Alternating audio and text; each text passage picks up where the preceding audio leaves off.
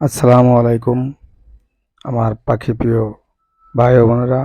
আপনারা পাখিকে কলমি শাক এই গরমের সময় আপনারা 2 দিন 3 দিন পর পরই কলমি শাক দিবেন এবং বেশি বেশি করে যে শাকসবজি আছে সেগুলো খাওয়াবেন।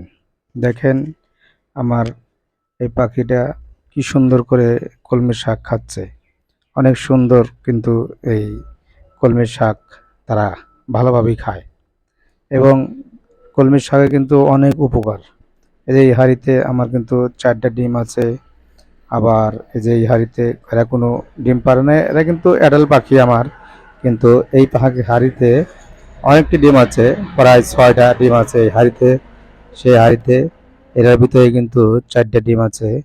দেখেন এটার ভিতরেও হাঁড়িতে ডিম আছে এবং এই গরমের সময় অবশ্যই 4 দিন বা 3 দিন সপ্তাহের ভিতরে এই কলমি শাক দিতে পারেন, ডিম দিতে পারেন। তাইলে কিন্তু আপনার যে ভিটামিনের ঘাটতিটা আছে সেটা কিন্তু আর থাকবে না। দেখেন আমার পাখিগুলো অনেক হেলদি, অনেক সুন্দর, পুষ্টিকর খাদ্য তারা খায়। ভিডিওটা ভালো লাগলে অবশ্যই লাইক দিবেন, সাবস্ক্রাইব করবেন।